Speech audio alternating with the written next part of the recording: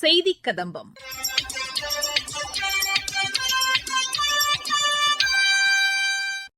இன்றைய செய்தி கதம்பத்தில் சேலம் மாவட்டத்தில் மத்திய அரசின் ஸ்டார்ட் அப் இந்தியா திட்டம் மூலம் கைத்தறி தொழிலில் வளர்ச்சியடைந்துள்ள இளைஞர்கள் பற்றிய தகவல், காஞ்சிபுரம் மாவட்டத்தில் மத்திய அரசின் செல்வ மகள் சேமிப்பு திட்டம் குறித்த தகவல் மற்றும் மத்திய அரசின் சமூக வலைதள பதிவுகள் ஆகியவை இடம்பெறுகின்றன.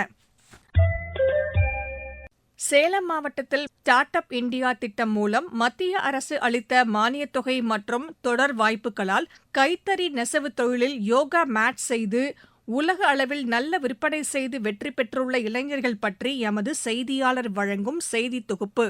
எண்ணிய எண்ணியாங்கு எய்து எண்ணியார் திண்ணியராக பெறின் என்கிறார் திருவள்ளுவர்.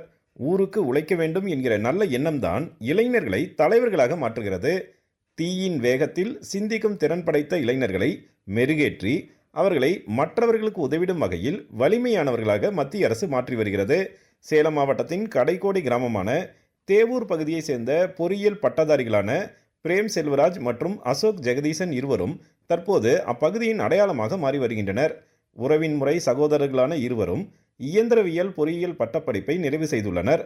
பரம்பரையாக தங்களது பகுதியில் நடைபெற்று வரும் கைத்தறி நெசவு தொழிலை மேம்படுத்திட முடிவு செய்த இருவரும் கைத்தறியில் யோகா மேட் செய்யும் யோசனையை செயல் வடிவமாக்கியதில் இன்றைக்கு உலகம் முழுக்க வர்த்தகம் செய்யும் அளவிற்கு முன்னேறியுள்ளனர்.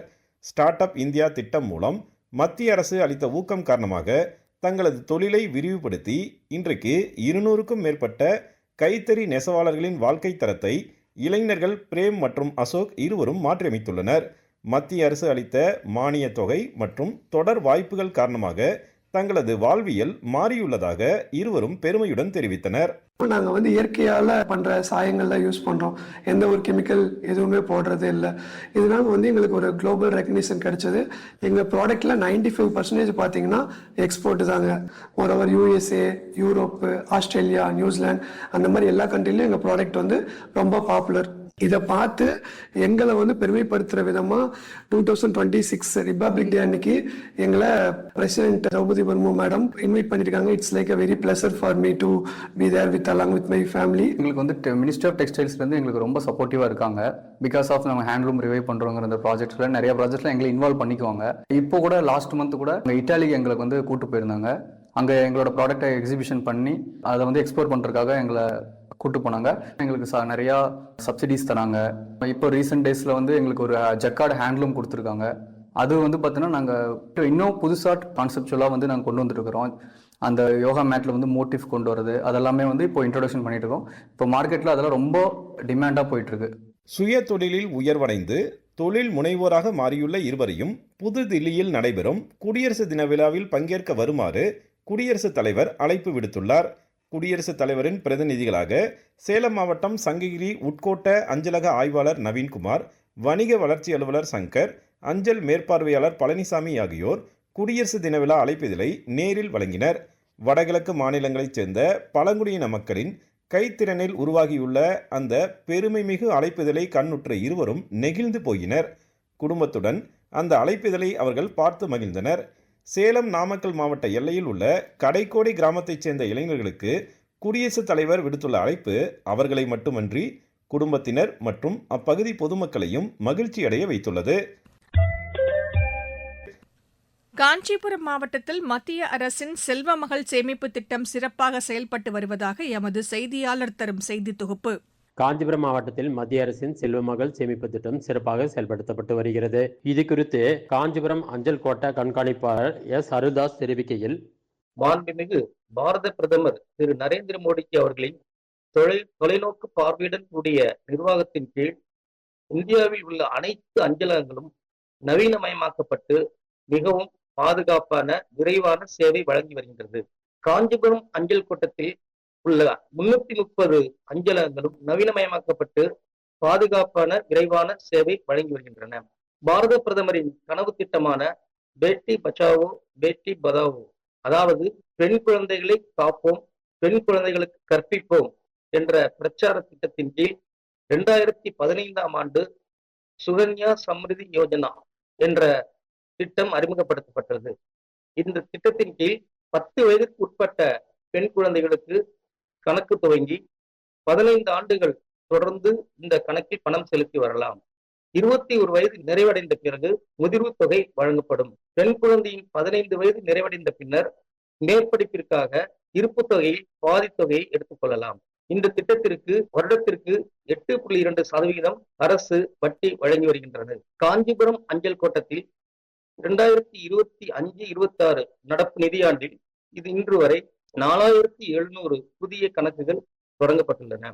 எனவே மிகவும் சிறப்பான இந்த திட்டத்தில் 10 வயதுக்குட்பட்ட பெண் குழந்தைகளுக்கு கணக்கு துவங்கி பயன்பெற வேண்டும் என்று கேட்டுக்கொள்கிறேன். இது குறித்து பயனாளிகள் கூறுகையில், நாங்க காஞ்சிபுரத்துல இருந்து வந்திருக்கோம். செல்வ மகள் சேமிப்பு திட்டத்துல என் பெண் குழந்தைய சேர்ந்திருக்கோம். அதனால நல்ல பெனிஃபிட் இருக்கு. 5 வருஷத்துக்கு முன்னாடியே சேர்ந்துட்டோம். அதனால இவங்க படிப்பு செலவுக்கும் நாங்க எடுத்துப்போம். கல்யாண செலவுக்கும் நல்லா யூஸ் ஆகும். மத்திய அரசு மூலயமா இந்த செல்வ மகள் சேமிப்பு திட்டத்தை கொண்டு வந்தால ரொம்ப மகிழ்ச்சியா இருக்கு. எங்களுக்கு ரொம்ப நன்றி. காஞ்சிபுரத்துல போஸ்ட் ஆஃபீஸ்ல இருக்கோம். செல்வ மகள் திட்டத்துல நிறைய கேள்விப்பட்டிருக்கேன். இப்போ என் பொண்ணுக்கு 1.5 வயசு ஆகுது. குழந்தைக்கு அந்த செல்வ மகள் திட்டத்துல போட்டாக்க படிப்பு செலவுக்கும் கல்யாண செலவுக்கும் யூஸ்ஃபுல் ஆகும். அதுவும் இல்லாம இன்ட்ரெஸ்ட் அதிகமா இருக்குதுன்னு சொன்னாங்க. இந்த திட்டத்தை கொண்டு வந்த மத்திய அரசுக்கு ரொம்ப நன்றி. தென்காசியில் தேசிய சாலை பாதுகாப்பு மாத விழாவை முன்னிட்டு விழிப்புணர்வு பேரணி பற்றி எமது செய்தியாளர் தரும் செய்தி. தென்காசியில் தேசிய சாலை பாதுகாப்பு மாத விழாவை முன்னிட்டு தலைக்கவசம் அணிவது குறித்த விழிப்புணர்வு பேரணியை மாவட்ட ஆட்சியர் கொடியசைத்து துவக்கி வைத்தார். தேசிய சாலை பாதுகாப்பு மாத விழா இந்த ஆண்டு புத்தாண்டத்தில் துவங்கி வருகின்ற 31ஆம் தேதி வரை ஒரு மாதம் முழுவதும் நடக்கிறது. இதில் போக்குவரத்து துறையின் விதிமுறைகள் மற்றும் மக்கள் பாதுகாப்பாக பயணம் மேற்கொள்வது குறித்த விழிப்புணர்வு நிகழ்ச்சிகள் நடத்தப்பட்டு வருகிறது. அந்த வகையில் இன்று தென்காசி மாவட்ட புதிய பேருந்து நிலையத்தில் வைத்து தேசிய சாலை பாதுகாப்பு விழிப்புணர்வு நிகழ்ச்சியில் இருசக்கர வாகனத்தில் செல்லும்போது தலைக்கவசம் அணிந்து பாதுகாப்பாக செல்ல வேண்டும் என்பதை வலியுறுத்தும் விதமாக விழிப்புணர்வு பேரணியை மாவட்ட ஆட்சியர் திரு கமல் கிஷோர் கொடியசைத்து துவக்கி வைத்தார். விழிப்புணர்வு பேரணியானது புதிய பேருந்து நிலையத்தில் துவங்கி மதுரை செல்லும் சாலை, குத்துக்கல் வலசை, ஹவுசிங் போர்டு உள்ளிட்ட முக்கிய சாலைகள் வழியாக இருசக்கர வாகனத்தில் பேரணியாக சென்று வாகன விபத்துகளில் உயிரிழப்பு தடுக்கும் வகையில் தலைக்கவசம் அணிவது, 4 சக்கர வாகனத்தில் செல்லும்போது சீட் பெல்ட் அணிந்து சாலையில் பயணம் மேற்கொள்வது, சாலையில் உள்ள குறியீடுகளையும் விதிகளையும் மதிப்பது, வேகத்தை தவிர்ப்பது, மது அருந்திவிட்டு வாகனங்களை இயக்கக்கூடாது என்பதை வலியுறுத்தும் முகமாக பேரணியாக சென்று வட்டார போக்குவரத்து அலுவலகம் வரை 100க்கும் மேற்பட்ட இருசக்கர வாகன ஓட்டுநர்கள், 4 சக்கர வாகன ஓட்டுநர்கள் சென்றனர். இந்த நிகழ்ச்சியில் வட்டார போக்குவரத்து அலுவலர்கள், பொதுமக்கள், பள்ளி மாணவ மாணவிகள் என ஏராளமானோர் விழிப்புணர்வு நிகழ்வில் கலந்து கொண்டனர். மத்திய அரசின் சமூக வலைதள பதிவுகள். நாட்டின் பொருளாதார, சமூக மற்றும் அறிவியல் முன்னேற்றத்திற்காக மாணவர்கள் பணியாற்ற வேண்டும் என்று குடியரசு துணைத் தலைவர் திரு சி.பி. ராதாகிருஷ்ணன் கேட்டுக் கொண்டுள்ளார். புதுதில்லியில் JNU பல்கலைக்கழகத்தின் 9வது பட்டமளிப்பு விழாவில் பங்கேற்றது குறித்து அவர் தமது சமூக வலைதளத்தில் பகிர்ந்துள்ள செய்தியில், கல்வி சமத்துவத்தை உருவாக்கவும் புறக்கணிக்கப்பட்ட சமூகங்களை அதிகாரமளிக்கவும் பயன்பட வேண்டும் என்று கேட்டுக் கொண்டார்.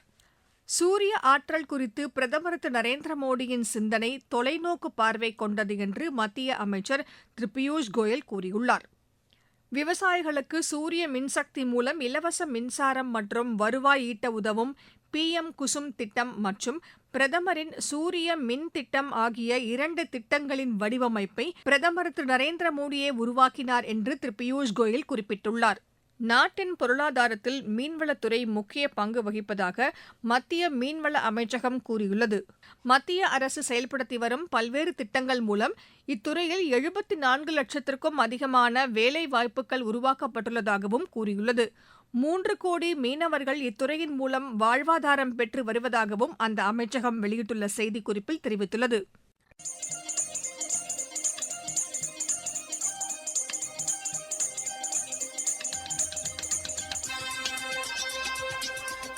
இத்துடன் இன்றைய செய்திக் கதம்பம் நிறைவு பெறுகிறது.